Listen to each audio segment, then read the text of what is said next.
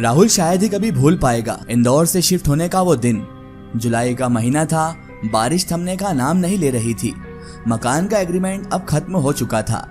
मकान मालिक रोज फोन करता था और कहता था, कितने बेशरम आदमी हो तुम, आखिर कब मेरा फ्लैट खाली करोगे। सिचुएशन यहाँ तक पहुंच चुकी थी कि वो राहुल और उसके दोस्त रवि का सामान तक बाहर फेंकने के लिए तैयार हो गया था। संडे का दिन था। नए फ्लैट के ब्रोकर ने हफ्तों के इंतजार के बाद राहुल और रवि को आज पोजीशन देने का वादा किया था। राहुल और रवि गोरेगांव शिफ्ट हो गए थे। तभी शाम के लगभग 5 बजे इंदौर के उस फ्लैट के मकान मालिक का फोन आता है। राहुल भाई, नया ग्राहक दरवाजे पर खड़ा है, आप दरवाजा खोलो। राहुल जवाब देता है कि मैं वहां पर हूं ही नहीं और मैं गोरेगांव शिफ्ट हो चुका हूं, आप अपना फ्लैट खोल लो, आपके पास भी तो चाबी है ना। और फोन कट हो जाता है।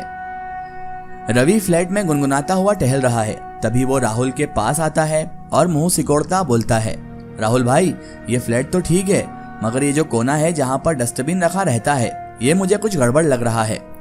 राहुल कहता है, कैसी गड़बड़? तो रवि कहता है, राहुल भाई, ये भुतहा लगता है, यानी कि आसेब ज़दा। राहुल कहता है, तू भी ना रवि यार, बहुत ही बचकानी बातें करता है।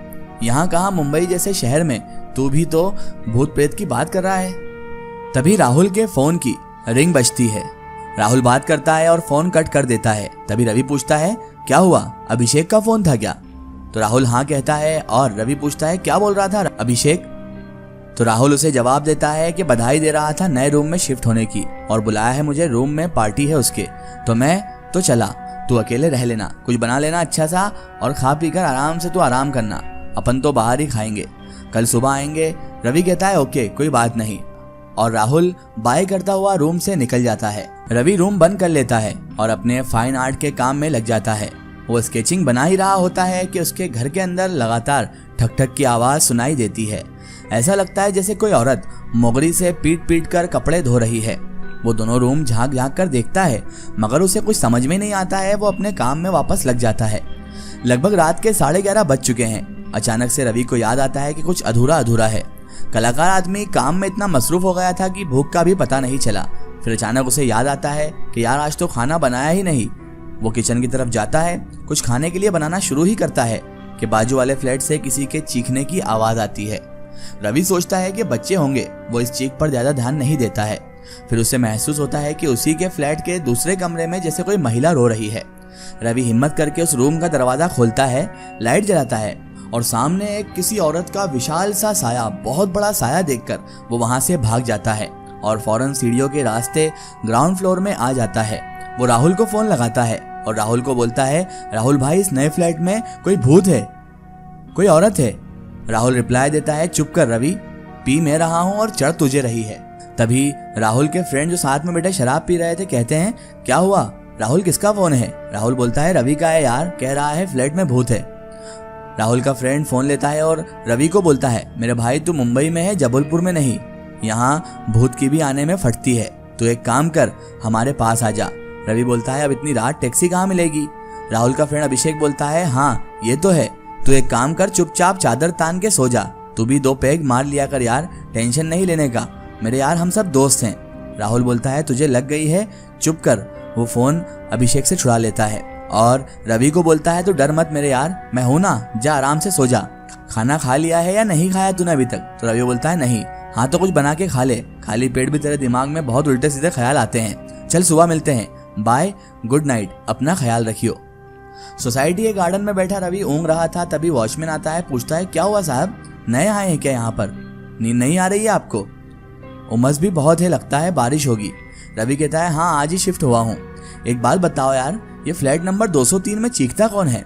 वॉचमैन गोरखा बोलता है, मैं भी पिछले हफ्ते ही ज्वाइन किया हूँ, मुझे तो किसी के चीखने की आवाज नहीं सुनाई देती साहब। आप भूत प्रेत से डर गए हैं क्या साहब? मुंबई में रहकर इतने पढ़े लिखे होकर भी आप अंधविश्वास पर विश्वास करते हैं? चलिए मैं आपको आपके फ्लैट तक छोड़ देता हूँ। रवि बोलता है, नहीं मुझे नींद नहीं आ रही है, मैं अभी यहीं बैठूंगा। तो वो वॉचमैन कहता है, जैसी आपकी मर्जी साहब, और सीटी बजाता हुआ वहां से चला जाता है।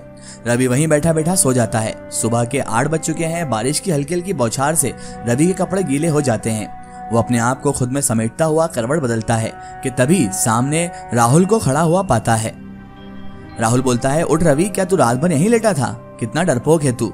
चल फ्लैट में चलते हैं। और वो रवि को उठाकर फ्लैट में चला जाता है। दोनों फ्लैट के अंदर जाते हैं। बाथरूम से नल के चालू होने की आवाज आती है। राहुल बाथरूम चेक करता है, कोई नल का टैप नहीं खुला होता। फिर उसे लगता है ये आवाज बाजू वाले के फ्लैट से आ रही है। रवि और राहुल दोनों तैयार होकर अपनी अपनी जॉब में चले जाते हैं। शाम का वक्त है, 8 बजे हैं। राहुल ऑफिस से पहले आ जाता है, रवि 9 बजे करीब लौटता है। राहुल फ्लैट के दरवाजे पर पहुंचकर अपना वॉलेट चेक करता है, मगर ये क्या, उसमें तो फ्लैट की चाबी ही नहीं है। वो रवि को फोन लगाता है, भाई कहाँ है तू यार, आज मैं अपनी चाबी फ्लैट के अंदर ही भूल गया हूँ, तू कब लौटेगा? तो वो कहता है मुझे आने में करीबन 10 बज जाएगा। राहुल बोलता है चल ठीक है, मैं कुछ जुगाड़ लगाता हूँ। वो वॉचमैन के पास जाता है और अपनी प्रॉब्लम बताता है। वॉचमैन सीढ़ी लेकर आता है और फ्लैट फर्स्ट फ्लोर में ही था, इसीलिए सीढ़ी से वहां तक फ्लैट की पीछे वाली खिड़की तक पहुंचा जा सकता है। वॉचमैन सीढ़ी पर चढ़ता है, खिड़की को खोलने की असफल कोशिश करता है, लेकिन खिड़की के अंदर का नजारा जिसे गार्डन की हल्की हल्की लाइट्स के कारण देखा जा सकता है, वॉचमैन उसे देखकर हतप्रभ रह जाता है। तभी राहुल पूछता है क्या हुआ? वॉचमैन चिल्लाता है अरे देवा, यहाँ तो भूत है, यहाँ तो कोई जिन्नात का साया है साहब, और सीढ़ी के साथ धड़ाम से गिर जाता है। उसे ऐसा महसूस होता है कि जैसे किसी अजनबी साये ने जोर से उसे धक्का मार दिया हो। वो बोलता है इस फ्लैट को छोड़ दो साहब, इसमें भूत प्रेत है, कोई आसे भी शक्ति है यहाँ पर। राहुल पूछता है आखिर हुआ क्या है वॉचमैन, ये तो बताओ। वॉचमैन कहता है साहब अंदर कोई चुड़ैल है या फिर कोई आत्मा वात्मा है जिसने मुझे धक्का दिया और मैं गिर गया। अच्छा हुआ कि मिट्टी गीली थी तो कुछ हुआ नहीं, वरना मेरे तो हाथ पैर टूट जाते आज। और हड़बड़ाहट के साथ सीढ़ी उठाकर वहां से वॉचमैन भाग जाता है। तभी राहुल के फ्रेंड अभिषेक का फोन आता है। राहुल उसे सारी घटना बताता है। अभिषेक बोलता है तू टेंशन मत ले, आज हम तेरे रूम में ही पार्टी करेंगे। वो अमन और नितिन को भी साथ में लेकर आ जाता है। तब तक रवि भी आ जाता है। राहुल इस घटना के बारे में रवि से जिक्र ना करने को कहता है। पांचों फ्लैट में बियर पार्टी करते हैं। होटल से खाना आ जाता है। सबका प्लान रात भर ताश खेलने का बनता है। रवि कहता है मैं तो सोऊंगा, मुझे कल ऑफिस जाना है। राहुल बोलता है कोई बात नहीं, तो सो जा, हम 1 आध घंटे में सो जाएंगे। रवि दूसरे रूम में सो जाता है। 2-3 बार उसकी चादर अपने आप नीचे की ओर सरक जाती है, मगर वो इतनी गहरी नींद में होता है कि उसे बार बार ऊपर की ओर खींच के सो जाता है। इधर राहुल, अभिषेक, अमन, नितिन चारों ताश खेलने में इतने मसरूफ हो जाते हैं कि वक्त का पता ही नहीं चलता है। तभी नितिन टॉयलेट जाता है और वापस आकर ताश खेलने लग जाता है। अचानक बाथरूम से पानी टपकने की आवाज आने लगती है। अभिषेक बोलता है लगता है नितिन टॉयलेट का नल तूने बंद नहीं किया है, जा अमन देख ले, नल बंद करके आ। अमन कहता है मैं नहीं जाऊंगा, जिसने नल खोला है वही बंद करे। अभिषेक बोलता है मत जाओ, मैं चला जाता हूँ, मुझे बाथरूम भी लगी है, थोड़ा हल्का हो लूंगा। रात के 2 बज चुके थे। अभिषेक घड़ी की तरफ देखता हुआ राहुल को बोलता है कहाँ है भूत बे, साले तू चूतिया बना रहा था हमको, यहाँ तो कोई भूत वूत है ही नहीं। और वो सीधा टॉयलेट में घुस जाता है और पेशाब करने के बाद जैसे ही पलटता है, सामने एक भयानक साया औरत का रास्ता रोककर खड़ी हो जाती है। वो भयानक तेजी से चीखता है। इधर अभिषेक की चीख सुनकर सभी फौरन धक्का मारकर बाथरूम का दरवाजा खोलते हैं। इधर अभिषेक चीख सुनकर रवि भी जाग जाता है और आंख खोलते ही जो देखता है वो अकाल्पनिक था। ऊपर छत पर बड़े बड़े दांतों और नाखूनों वाला कोई साया मौजूद था, जैसे कई जन्मों से खून की वो प्यासी हो। रवि की तरफ झपटती है। रवि चीख उठता है। सबके सब रवि के पास पहुंचते हैं। रवि हड़बड़ाहट में बताता है भाई यहाँ पर कोई औरत है, ऊपर सीलिंग में अभी अभी कोई चुड़ैल या कोई औरत थी। अभिषेक भी बोलता है हाँ भाई तेरा ये फ्लैट सही नहीं है, हम अभी इस फ्लैट को छोड़ देंगे। और सबके सब रात में ही फ्लैट से निकल जाते हैं। दूसरे दिन राहुल और रवि रूम चेंज करने के लिए अपने ब्रोकर समीर के पास जाते हैं और समीर को फ्लैट में होने वाली भूतिया घटनाओं से अवगत कराते हैं। समीर कहता है ऐसा कुछ नहीं है यार, तुम लोग बेवकूफ बना रहे हो, तुमसे पहले भी तो लोग रहते थे उस फ्लैट में, बहुत सारे लोग रहकर गए हैं। राहुल बोलता है हमारा डिपॉजिट और ब्रोकरी दोनों वापस चाहिए, वरना हम पुलिस कंप्लेन करेंगे। समीर डर जाता है और वो डिपॉजिट और ब्रोकरी लौटाने के लिए तैयार हो जाता है। राहुल, रवि, अभिषेक, अमन और नितिन फ्लैट से सामान निकाल रहे हैं। तभी अभिषेक कहता है अच्छा हुआ भाई तू यहाँ से निकल गया, मैंने तो आज तक ऐसा खतरनाक साया कभी नहीं देखा है। राहुल कहता है कि बहुत मजाक उड़ाते थे ना मेरी बातों का, रवि की बातों का, आखिर समझ में आ गया ना कि भूत प्रेत और ये आत्माएं भी होती हैं। और पांचों हंसने लग जाते हैं। तभी बाजू वाले फ्लैट का दरवाजा खुलता है। उसमें से लगभग 100 साल की बुढ़िया निकलती है और पूछती है क्या हुआ लड़को, तुम भी डर के भाग रहे हो? नहीं रह पाए ना फ्लैट नंबर 203 में? वो जिनजादी किसी को नहीं छोड़ेगी, मार डालेगी सबको। अभिषेक थोड़ा हिम्मत करके पूछता है कौन जिनजादी ताई, आप किसकी बात कर रही हैं, क्या हुआ था इस फ्लैट में? तब वो बुढ़िया बताती है धीरे बोलो, सुन लेगी वो, बहुत ही खतरनाक जिनजादी है। वो जेंट्सों को, खास करके मर्दों को इस रूम में नहीं रहने देती है और कई मर्द यहाँ पर खुदकुशी कर चुके हैं और कईयों को उसने मौत की घाट उतार दिया है। चले जाओ यहाँ से, तुम्हारी इसी में भलाई है। और उसके बाद अचानक वो बुढ़िया भी गायब हो जाती है। ये लोग बहुत डर जाते हैं और सामान भी ऐसा छोड़ छाड़ कर वहां से भाग जाते हैं।